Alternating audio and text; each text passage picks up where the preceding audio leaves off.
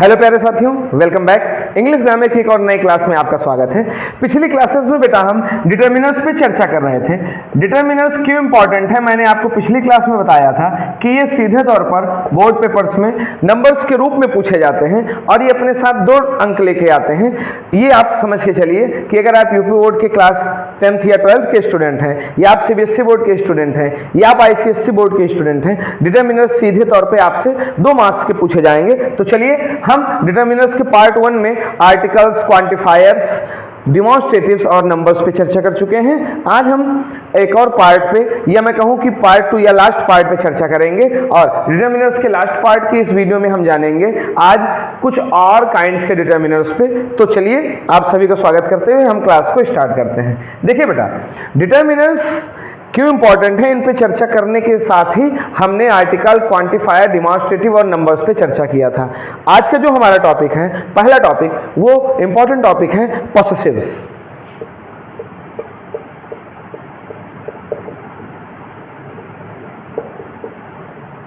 पॉसेसिव्स क्या होते हैं? पॉसेसिव्स हम प्रोनाउन के रूप में जानते हैं, पॉसेसिव्स को हम एडजेक्टिव के रूप में जानते हैं। ठीक, ये क्या करते हैं, ये किसी नाउन से पहले आकर उस पर किसी दूसरे के अधिकार को बताते हैं।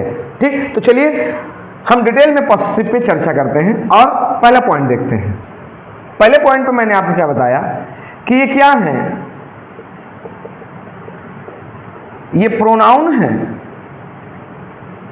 अथवा क्या है, ये एडजेक्टिव है। ठीक, ये प्रोनाउन के रूप में आप पॉसेसिव प्रोनाउंस के बारे में जानते हैं। जब आपको पर्सनल प्रोनाउन के बारे में बताया जाता है, first person I, we, second person you, third person he, she, it, they, तो इन तीनों के फर्स्ट पर्सन के, सेकंड पर्सन के, थर्ड पर्सन से रिलेटेड आपको केस पढ़ाए जाते हैं। नॉमिनेटिव केस जिसे सामान्यतः बच्चे सब्जेक्टिव केस के नाम से जानते हैं, ऑब्जेक्टिव केस जिसे ऑब्जेक्ट की जगह पर प्रयोग किया जाता है, और पॉसेसिव केस, ये वही पॉसेसिव केस वाले पॉसेसिव्स हैं। तो हम इनको प्रोनाउन के रूप में जानते हैं, पॉसेसिव प्रोनाउन के रूप में, हम इनको पॉसेसिव एडजेक्टिव के रूप में जानते हैं। और ये क्या करते हैं, ये इंडिकेट करते हैं कि कौन सी वस्तु किससे संबंधित है। तो पॉइंट नंबर 2 ये क्या करता है, indicates which thing belongs to whom।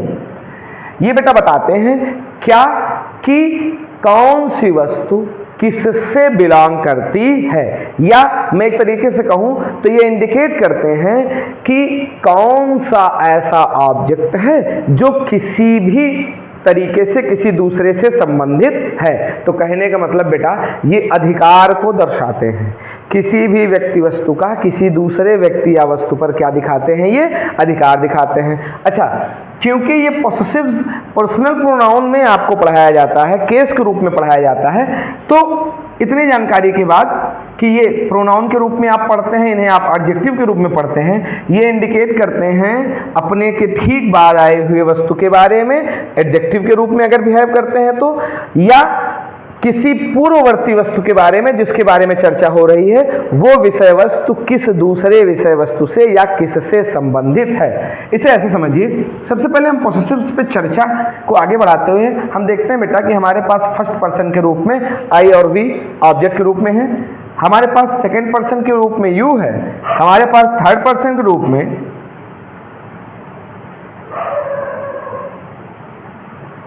He, she, it और दे है।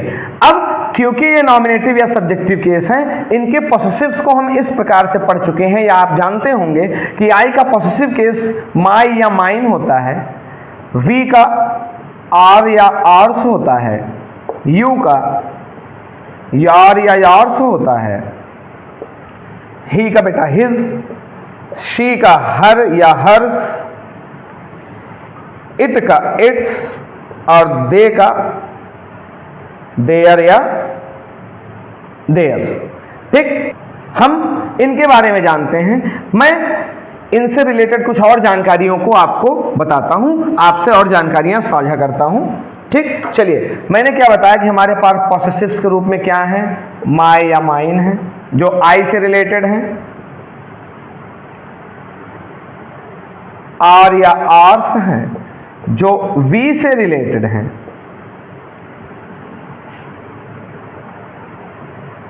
योर या योर्स हैं जो यू से रिलेटेड है। ठीक, पहले इन पे चर्चा करते हैं। देखिए बेटा, माई से जैसे मैंने कहा माई बुक, अब मैं अगर किसी किताब से पहले माई को यूज कर रहा हूं तो इसका मतलब ये किताब जो कि एक ऑब्जेक्ट है उसे खुद से संबंधित बतला रहा हूं कि ये किताब किसकी है, ये किताब मेरी है। फिर अगर सर एक पॉसेसिव से काम चल जाता तो दूसरा माइन क्या है बेटा, जहां पर पीछे विषय वस्तु जिस पे अधिकार दिखाना है वो लिखी रहती है वहां पर हम माय का यूज करते हैं। जहां अधिकार वाली विषय वस्तु पे आगे चर्चा हो जाती है, जैसे दिस बुक इज, अब बेटा यहां आप माय का यूज नहीं करोगे क्योंकि माय तभी लिखा जाएगा जब इसके पीछे जिस विषय वस्तु पे अधिकार दिखाना है वो लिखा रहे, और क्योंकि विषय वस्तु जिस पे अधिकार की बात हो रही है उस पे पहले चर्चा हो चुकी है तो माय की जगह हम माय के एक और ही रूप माइन को लिखेंगे। तो बहुत सारे बच्चे कंफ्यूज रहते हैं कि कहाँ माय लगेगा कहाँ माइन लगेगा।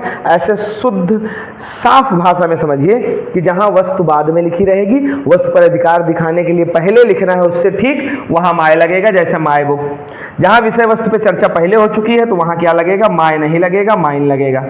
तो ये देखिए पॉसेसिव्स हैं, ये अधिकार जता रहे हैं, किसी विषय वस्तु को किसी से संबंधित कर रहे हैं। ठीक, अच्छा फिर वही कहानी है जैसे आवर क्लास या दैट क्लास इज आवर्स। मैंने क्या बताया, बाद में अगर नाउन है अधिकार दिखाना है एडजेक्टिव के रूप में तो आवर आगे आएगा। अगर जिस पे अधिकार दिखाना है, जिसको संबंधित करना है, उस पे चर्चा पहले हो चुकी है तो आवर का प्रयोग ना करके हम आवर्स का प्रयोग करेंगे। इसीलिए कहीं कहीं पर बेटा दो दो दिए गए हैं। ठीक, सेम वही कहानी, योर पेन और दैट पेन इज योर्स। अब यहां पर दैट पेन इज योर्स, वह कलम तुम्हारी है, और योर पेन मतलब तुम्हारी कलम। ठीक, तो अगर हम पहले चर्चा कर लेंगे तो हम माई और माइन में से माई का यूज नहीं कर सकते, माइन का करेंगे। आवर या आर्स में से आवर का यूज नहीं कर सकते, आर्स का करेंगे। और योर या योर्स में से योर का यूज नहीं कर सकते, योर्स का यूज करेंगे। तो हमारे पास पॉसेसिव्स के रूप में ये 6 चीजें आई। चलिए, आई होप कि आपको ये चीजें समझ में आई होंगी। हम और पॉसेसिव्स पे चर्चा करते हैं, और मैं चर्चा करना चाहूंगा अब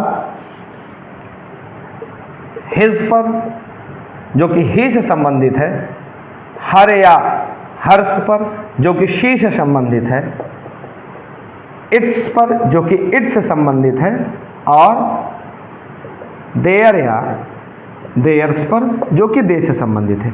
सेम वही कहानी है बेटा। ये क्या होंगे, अगर यूज किए जाएंगे तो किसी ऑब्जेक्ट को रिलेट करेंगे किसी दूसरे ऑब्जेक्ट से, बताएंगे कि इस पर किसका अधिकार है या मेरा इस पर अधिकार है। अगर मैं खुद से रिलेट करूं, जैसे ये मार्कर है, इसमें मैंने अपना पैसा लगाया है, ये बोर्ड है, ये जो क्लास चल रही है मेरी क्लास है, ऑर्गेनाइज्ड बाय मी है। ठीक, तो इन सारी चीजों पर मेरा अधिकार है, तो मैं this is my classroom, this is my board, this is my marker, these are my children, जो बच्चे पढ़ रहे हैं, जो बच्चे हमारे साथ रह रहे हैं। ठीक, पढ़ने वालों को हम कह सकते हैं दीज आर माई स्टूडेंट्स। ठीक, बहुत सारे पेन्स आपके पास रहते हैं, आप कहते हैं these are my pens, don't touch, छुओ मत, मेरा है मेरा है। घर में दो भाई बहन है, आपस में झगड़ा करते हैं, मेरी पेंसिल मेरी पेंसिल, क्यों, अधिकार ही तो जताने के लिए। ठीक, चलिए, जैसे हिज कार, जैसे हर बुक, जैसे इट्स टाइप, जैसे देयर टॉक। ठीक, तो ये सभी शब्द अधिकार को दर्शाते हैं, ऑब्जेक्ट को रिलेट करते हैं किसी दूसरे के अधिकार क्षेत्र से संबंधित होकर के, इस वजह से हम इनको पॉसेसिव्स कहते हैं। तो आई होप कि आपको पॉसेसिव समझ में आए होंगे। ऐसे बच्चे जो प्रोनाउन के बारे में जानते हैं, बेटा ये वही पॉसेसिव हैं जो आप पर्सनल प्रोनाउन के पॉसेसिव केस के रूप में पढ़ते हो, जैसे I, me, my, mine, we, us, our, ours, they, them, their, theirs, he, his, him, ऐसे आप पढ़ते हो ना, सी, हर, हर।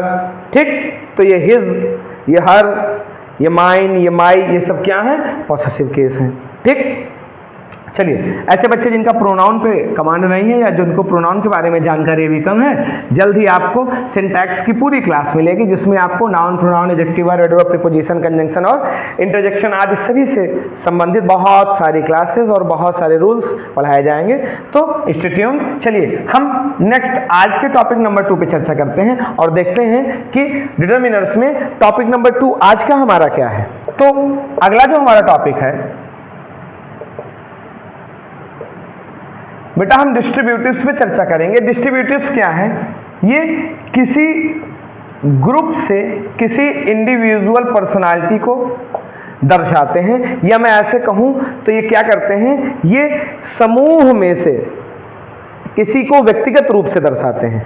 इसमें डिस्ट्रीब्यूटिव्स में जो हमारे पास इंपॉर्टेंट कुछ शब्द हैं वो हमारे पास बेटा आल है, सभी की मैं बात कर रहा हूं, पूरे के पूरे ग्रुप की बात कर रहा हूं। बोथ का यूज हम बेटा 2 के लिए करते हैं, ठीक, 2 से ज्यादा के लिए आप बोथ का यूज नहीं कर सकते हैं। इस पर रिलेटेड वीडियो आपको जल्दी मिलेगी, या ये मैं कहूं कि इस पर डिटेल में चर्चा जल्दी होगी, ठीक। तो हमने आल देख लिया, हमने बोथ देख लिया। अच्छा, फिर एक शब्द होता है बेटा हाफ। हाफ का मतलब जिसको आप आधा के नाम से जानते हो, हाफ हो गया। फिर मैं बात करता हूं ईच, एवरी, ईदर और नीदर की, ठीक। चलिए, ईच, एवरी, ईदर और नीदर की। ईदर का मतलब बेटा 2 में से एक होता है, नीदर का मतलब दोनों में से कोई नहीं होता है। तो ये सभी क्या होते हैं, ये हम डिस्ट्रीब्यूटिव्स के नाम से इनको जानते हैं, ठीक। ये क्या करते हैं, ये समूह में से किसी को व्यक्तिगत रूप से दर्शाने के लिए यूज होते हैं। चलिए कुछ एग्जांपल्स देख लेते हैं इनसे रिलेटेड। जैसे मैंने कहा ऑल बॉयज, सभी लड़के। मैंने कहा बोथ गर्ल्स, दोनों लड़कियां। मैंने कहा ईच बॉय, प्रत्येक लड़का, ठीक। मैंने कहा एवरी मैन, प्रत्येक पुरुष, ठीक। ऐसे ही जैसे मैंने कहा हाफ डजन, आधा दर्जन, ठीक। या ईदर और नीदर का use, either of the boys, neither of the girls, ऐसे। तो इन सभी के यूजेस को हम जिस टॉपिक के अंतर्गत पढ़ते हैं उस टॉपिक को हम डिस्ट्रीब्यूटिव्स के नाम से जानते हैं। इस पे बेटा डिटेल में चर्चा आपको डिस्ट्रीब्यूटिव प्रोनाउन के रूप में और डिस्ट्रीब्यूटिव एडजेक्टिव के रूप में निश्चित रूप से मिलेगी, ऐसा मेरा आपसे वादा है। चलिए इस टॉपिक के आज के थर्ड टॉपिक पे चर्चा करते हैं और देखते हैं कि हमारे पास डिटरमाइनर्स में और क्या क्या वैरायटीज हैं, या मैं कहूं तो और कितने प्रकार के डिटरमाइनर्स अभी बचे हुए हैं। चलिए अगर मैं थर्ड टॉपिक की बात करता हूं बेटा, अगर मैं नेक्स्ट टर्म की बात करूं जो इस टॉपिक के अंतर्गत आते हैं, तो मैं बात करना चाहता हूं डिफरेंस वर्ड्स और डिफाइनिंग वर्ड्स के बारे में। जो हमारा अगला टॉपिक है इसमें वो है बेटा डिफरेंस वर्ड्स और डिफाइनिंग वर्ड्स। डिफरेंस वर्ड्स क्या है, ये रिफर करते हैं किसी डिफरेंट थिंग को, जैसे कुछ चीज है जो बची हुई है या कुछ चीज है जो इस पर्टिकुलर चीज से अलग है। जैसे कुछ लड़के हैं यहाँ मान लीजिए ग्रुप में और कुछ लड़के अलग हैं, तो हम उनको क्या कहते हैं, दे आर अदर बॉयज, वे अन्य लोग हैं। या आप यहाँ पर किसी से बात कर रहे हैं, आप कहते हो कि नहीं ये आदमी मेरे काम का नहीं है, कॉल सम अदर मैन, किसी अन्य व्यक्ति को बुलाओ। तो ये जो अदर है, ये जो अनदर है, आप सामान लेने जाते हो, आपको समझ में कम आता है, आप कहते हो नहीं कुछ और दिखाइए, कुछ समथिंग डिफरेंट दिखाइए। ये जो समथिंग डिफरेंट है, ये जो समथिंग रिमेनिंग है या उससे ज़्यादा की चीज़ें हैं, इनको दिखाने के लिए हम ज़्यादातर बेटा अदर और अनदर का यूज़ करते हैं और इन्हें हम डिफरेंस वर्ड्स आर्टिकल के अंतर्गत पढ़ते हैं, या मैं कहूँ डिफरेंस वर्ड्स टॉपिक के अंतर्गत पढ़ते हैं। इन्हीं से मिलता जुलता एक डिफाइनिंग वर्ड्स टॉपिक है। ये क्या करता है, ये इंडिकेट करता है ऐसे विषय वस्तुओं को, ऐसे थिंग्स या ऐसे पर्सन्स को जो कि रिफर किए जा रहे हैं, जिससे ये संबंधित हैं या किससे से संबंधित है, इसे दर्शाने के लिए। तो चलिए हम सबसे पहले आज थर्ड टॉपिक पे चर्चा करेंगे और सबसे पहले हम चर्चा करेंगे डिफरेंस वर्ड्स पर और साथ ही साथ हम डिफाइनिंग वर्ड्स पर भी चर्चा करेंगे।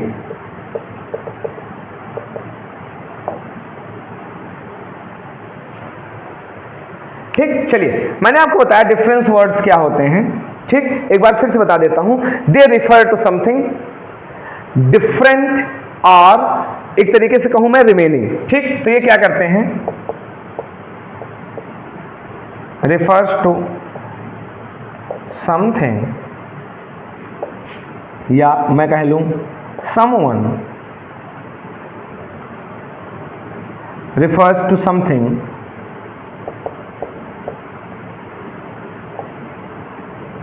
different या मैं कहूं तो remaining।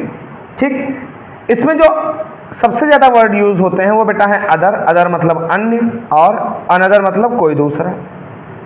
ठीक, जैसे मैंने कहा अदर बॉयज अन्य लड़के, या अनदर पेन दूसरी कलम। ठीक, तो ये दोनों शब्द बहुत इंपॉर्टेंट हैं, इनको ध्यान में रखिएगा। वहीं पर अगर मैं डिफाइनिंग वर्ड्स की बात करूं तो ये क्या करते हैं बेटा, इनके बारे में थोड़ा सा जानकारी को आप आगे बढ़ाइए। ठीक, डिफाइनिंग वर्ड्स का काम क्या करते हैं, ये इंडिकेट करते हैं कौन सी वस्तु या कौन सी वस्तु व्यक्ति जिसके बारे में बात किया जा रहा है। जैसे मैं बात करने चल रहा हूं डिफाइनिंग वर्ड्स की, तो मैं इनके बारे में एक छोटी सी आपको जानकारी दे देता हूं। दे इंडिकेट्स व्हिच थिंग और पर्सन, ये इंडिकेट करते हैं कि कौन सी वस्तु या कौन से व्यक्ति इज बीइंग रिफर्ड टू, कौन से व्यक्ति या कौन से वस्तु के बारे में चर्चा की जा रही है या किसे रिफर किया जा रहा है। और इसमें जो सबसे इंपॉर्टेंट है बेटा वो है व्हिच। आपको पता है व्हिच की हिंदी मीनिंग होती है कौन सा या कौन सी। ठीक, ऊपर हम चर्चा कर लेते हैं।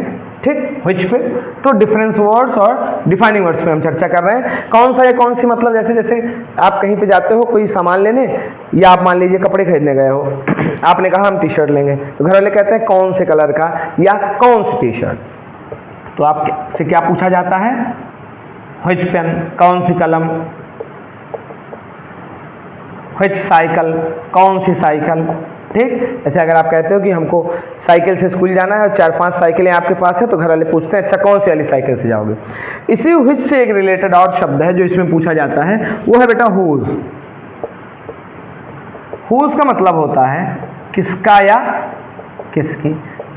जैसे कहते हो कि अरे पापा पापा आपने एक बात सुना, इनकी गाड़ी चोरी हो गई, तो इनकी मतलब किनकी, हुज कार। किसका घर, हुज होम।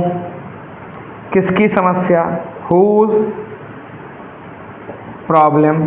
ठीक, तो व्हिच और हुज ये दोनों शब्द जो हैं इन्हें हम डिफाइनिंग वर्ड्स के नाम से जानते हैं। तो डिटरमिनर्स के इस टॉपिक के अंतर्गत हमने कुल 6-7 प्रकार के डिटरमिनर्स पे चर्चा किया। इंपॉर्टेंट ये है कि 4 ही टाइप के ज़्यादातर चर्चा में आते हैं, लेकिन मैंने डिटेल में आपको बताने का प्रयास किया कि कोई भी चीज़ छूटे ना। देखिए हमारा प्रयास क्या है, आपको आपके लेवल के हिसाब से ज़्यादा जानकारी प्रदान करना। अभी बहुत सारी चीज़ें हैं इंग्लिश में जो आपको धीरे धीरे पढ़ने को मिलती रहेंगी। जैसे जैसे आप इम्प्रोवाइजेशन करते रहेंगे अपनी लैंग्वेज नॉलेज में, वैसे वैसे चीज़ें आपको, अभी आपको लगेगा कि क्लास छोटी है या चीज़ें आसान है, तो ऐसा नहीं है बेटा। जैसे जैसे टाइम बढ़ेगा और मुझे लगेगा कि हाँ अब आप माइंड मेकअप कर चुके हो हमारे साथ जुड़े रहने के लिए, तो मैं चीज़ों को और कॉम्प्लिकेटेड और ही ईजी वे में करता जाऊँगा। ठीक, तो आज की क्लास में हमने बेटा डिटरमिनर्स के बचे हुए पार्ट्स के बारे में जाना। ऐसे बच्चे जिन्होंने आज की क्लास को एंजॉय किया है वो वीडियो को लाइक करें, शेयर करें और कमेंट सेक्शन में हमें बताएं। और ऐसे बच्चे जो नए हैं वो चैनल को सब्सक्राइब करें और पिछले पार्ट की वीडियो को ज़रूर देखें। तो आज की क्लास में बस इतना ही। जल्दी मिलते हैं एक और क्लास के साथ, एक और टॉपिक के साथ, और अपनी नॉलेज को और ज़्यादा बढ़ाते हैं। तब तक के लिए बी हैप्पी, बी हेल्दी। जय हिंद।